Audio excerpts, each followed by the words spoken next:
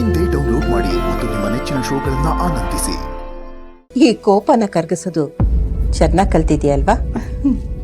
ಆದ್ರೆ ಒಂದು ಕಂಡೀಷನ್, ಮತ್ತೆ ನನಗೆ ಈ ಕೋಪನ ಬರ್ಸ್ಬಾರ್ದು ನೀನು. ಸರಿ ಸರಿ, ನೀನ್ ಹೇಳ್ದಾಗೆ ಇನ್ನು ಮುಂದೆ ಈ ಮನೆಯಲ್ಲಿ ಶಾಂತ ಲಕ್ಷ್ಮಿನೇ ಇರಬೇಕು. ಶಾಂತ ಲಕ್ಷ್ಮಿ, ಶಾಂತ ಲಕ್ಷ್ಮಿ ಕೇಳಕ್ಕೆ ಎಷ್ಟು ಚೆನ್ನಾಗಿದೆ ಅಲ್ವಾ? ಇನ್ ಮುಂದೆ ನಾವಿಬ್ರು ಮರಿ ಮೊಮ್ಮಕ್ಕಳನ್ನ ಆಟ ಆಡ್ಸ್ಕೊಂಡು ಜಾಲಿಯಾಗಿರೋಣ, ಏನತ್ಯ?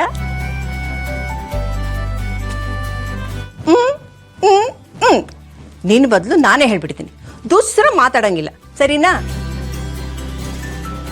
ಹೇಗಿದೆ ಶಾಂತ ಲಕ್ಷ್ಮಿ? ಜೈ ಶಾಂತ ಲಕ್ಷ್ಮಿ.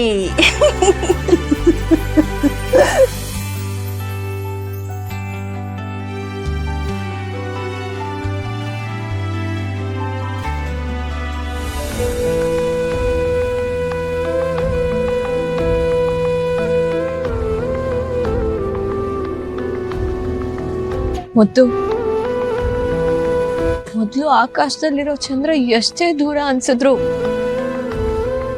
ಪಕ್ಕದಲ್ಲಿ ನೋಡಿದ ತಕ್ಷಣ ಆ ಚಂದ್ರ ನನ್ ಕೈಗೆ ಸಿಕ್ಬಿಟ್ಟ ಅಂತ ಅನ್ಕೊಳ್ತಿದ್ದೆ.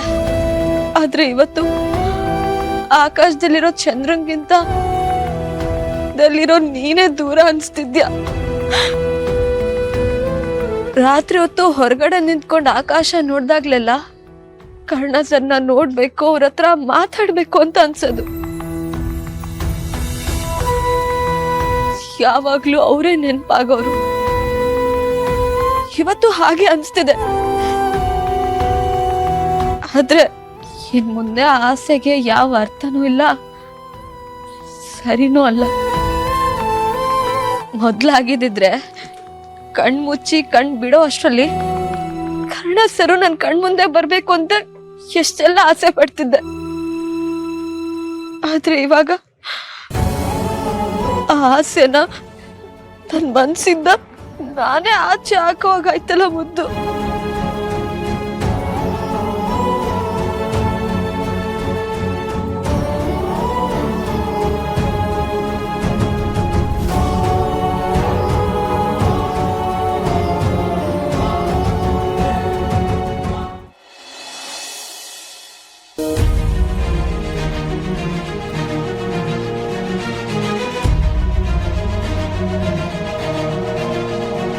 ನಿತ್ಯ, ಇವತ್ತು ಒಂದಿನದಲ್ಲಿ ನಿಮ್ಮ ಜೊತೆ ಏನೆಲ್ಲ ಆಗೋಯ್ತು. ಎಷ್ಟೊಂದು ನೋವು ಸಹಿಸ್ಕೊಬಿಟ್ರಿ. ಇನ್ನೊಂದು ಕಡೆ ನಿಧಿನೂ ಪಾಪ ಕಷ್ಟ ಅನುಭವಿಸ್ಬಿಟ್ರು. ನಾನು ತಗೊಂಡಿರೋ ನಿರ್ಧಾರ ಇವತ್ತು ಒಂದು ಕಣ್ಣಕ್ಕೆ ಸರಿ, ಒಂದು ಕಣ್ಣಕ್ಕೆ ತಪ್ಪು, ಹೇಗೆ ಬೇಕಾದರೂ ಕಾಣಿಸ್ಬೋದು. ಆದರೆ ನಿಧಿ ವಿಚಾರದಲ್ಲಂತೂ ಹೇಗೆ ನೋಡಿದ್ರು ಅದು ತಪ್ಪೆ. ಅವರು ನನ್ನಿಂದ ಆಗಿರೋ ನೋವಿಗೆ ನಾನೇ ಕಾರಣ. ನಿಧಿಗೆ ಸತ್ಯ ಹೇಳಿ ಅವ್ರ ಎದೆ ಭಾರ ಕಡಿಮೆ ಮಾಡಲಿಲ್ಲ ಅಂದರೆ ನಾನು ತಪ್ಪು ಮಾಡ್ತೀನಿ ಅನ್ನೋ ಗಿಲ್ಟು ನನಗೆ ಕಾಡ್ತಾನೆ ಇರುತ್ತೆ.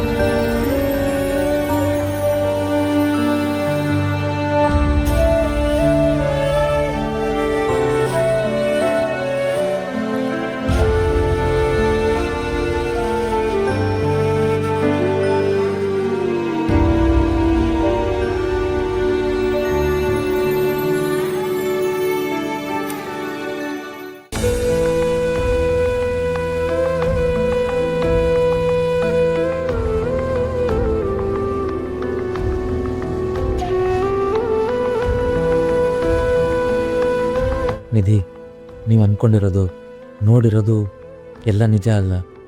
ನೀವು ನೋಡ್ತಿರೋ ಜಗತ್ತು ಮುಂದೆ ಒಂದು ಪರ್ದೆ ಇದೆ. ಆ ಪರ್ದೆ ಒಳಗಡೆ ಒಂದು ಬೇರೆ ಸತ್ಯ ಇದೆ. ಅದನ್ನು ನೀವು ಹೇಗೆ ಸ್ವೀಕರಿಸ್ತೀರೋ ನನಗೆ ಗೊತ್ತಿಲ್ಲ. ಆದರೆ ನಾನು ನಿಮಗೆ ಸತ್ಯ ಹೇಳಲೇಬೇಕು, ಹೇಳ್ತೀನಿ.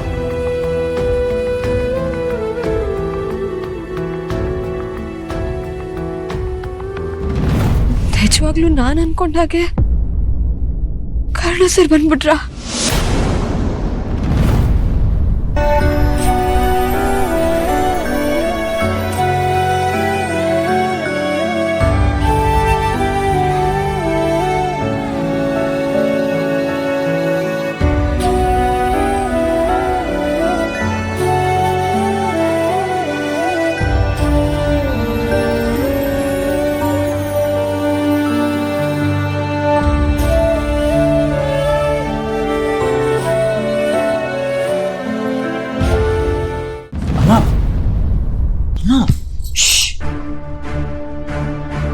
ಏನ್ ಮಾಡ್ತಿದ್ಯೋ ನೀನು? ಏನಾಗಿದೆ ನಿನಗೆ?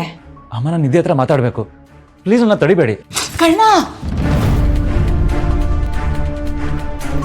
ನಿಧಿ ನೋವು ಅನ್ಭವಿಸ್ತಿರೋದು ನನ್ನ ಕೈಲಿ ನೋಡೋಕ್ಕಾಗ್ತಿಲ್ಲ ಅಮ್ಮ.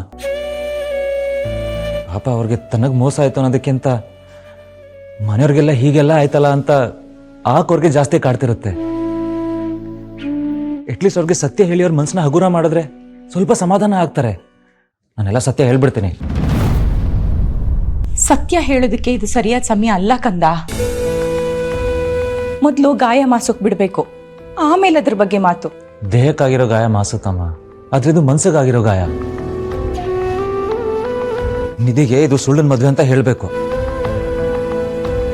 ನಾನು ನಿತ್ಯ ತಾಳಿ ಕಟ್ಟಿಲ್ಲ ಅಂತ ಅವ್ರಿಗೆ ಗೊತ್ತಾದ್ರೇನೆ ಅವ್ರು ನೆಮ್ಮದಿಯಾಗಿ ಉಸಿರಾಡೋದು. ಕರ್ಣ, ಅರ್ಥ ಮಾಡ್ಕೋ. ನೀನ್ ಪ್ರೀತಿಸಿರೋ ಹುಡುಗಿ ನಿಧಿ ಖುಷಿಯಾಗಿರ್ಬೇಕು ಅಂತ ಮಾತ್ರ ಯೋಚನೆ ಮಾಡ್ತಿದ್ಯಾ. ಆದ್ರೆ ಅವಳು ನಿತ್ಯ ತಂಗಿ ಅನ್ನೋದನ್ನ ಮರ್ತು ಬಿಟ್ಟಿಯಾ? ನೀನ್ ಈಗ ಹೇಳೋ ಸತ್ಯ ಆ ತಂಗಿ ಮನ್ಸನ್ನ ಸುಡಲ್ಲ ಅಂತ ಅನ್ಕೊಂಡಿದ್ಯಾ? ಗರಗಸ ಹಿಂದೆ ಹೋದ್ರೂ ಕೊಯ್ಯುತ್ತೆ, ಮುಂದೆ ಬಂದ್ರೂ ಕೊಯ್ಯುತ್ತೆ. ನಿಂದು ಇಂಥದೇ ಪರಿಸ್ಥಿತಿ ಕಣೋ. ಅಮ್ಮ, ಮತ್ತೆ ಏನ್ ಮಾಡ್ಬೇಕು ನಾನು? ನೋಡು, ಮೊದಲು ನಿತ್ಯಾಗೆ ತೇಜಸ್ ಸಿಗ್ಲಿ, ಆಮೇಲೆ ಈ ಸತ್ಯನ ಎಲ್ರಿಗೂ ಹೇಳ್ಬೋದು. ಆದ್ರೆ ಆ ಕ್ಷಣದ ತನಕ ಮಾತ್ರ ಈ ಸತ್ಯ ಯಾರಿಗೂ ಗೊತ್ತಾಗಬಾರ್ದು.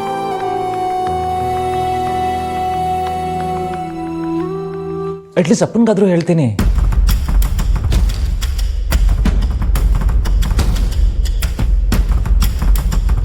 ನಾನು ನಿಧಿಗೆ ಇಷ್ಟಪಡ್ತಿರೋ ವಿಷಯ ಅವ್ರಿಗೆ ಗೊತ್ತಿದೆ. ಅವ್ರಿಗೆ ಗೊತ್ತಾದ್ರೆ ಪರವಾಗಿಲ್ಲ ಅಲ್ವಾ?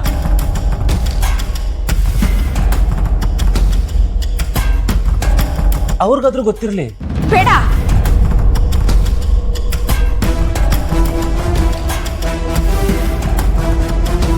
ಕರ್ಣ, ಈ ಸತ್ಯ ಯಾರಿಗೂ ಗೊತ್ತಾಗಬಾರ್ದು ಅಂತ ಹೇಳಿದ್ನಲ್ಲ. ನೀನ್ ಅಪ್ಪಂಗೇನಾರ ಹೇಳಿದ್ರೆ ಪ್ರತಿ ಕ್ಷಣ ನಿನ್ನ ನೋಡ್ದಾಗ್ಲೆಲ್ಲ ಅವರು ಕೊರಗ್ತಾನೆ ಇರ್ತಾರೆ. ಆ ಸಂಕಟದಲ್ಲಿ ಅತ್ತೆ ಹತ್ರ ಅವ್ರೇನಾದ್ರೂ ಬಾಯಿ ತಪ್ಪಿ ಈ ವಿಷಯ ಹೇಳ್ಬಿಟ್ರೆ ಆಮೇಲೆ ನಮ್ಮ ಕೈ ಮೀರಿದ ಅನಾಹುತಗಳೇ ಆಗುತ್ತೆ ತಾನೆ. 1 ಗಂಟೆನ ಬಿಡ್ಸಕ್ ಹೋಗಿ ಪರಿಸ್ಥಿತಿ ಕಗ್ಗಂಟಾಗೋಗುತ್ತೆ ಕರ್ಣ. ಅರ್ಥ ಮಾಡ್ಕೋ ಕಂದ. ಮನೆಯವ್ರ ಹಿತಕ್ಕೋಸ್ಕರನಾದ್ರೂ ಈ ಗುಟ್ಟು ನಮ್ಮ ಬಳಿನೇ ಇರಬೇಕು.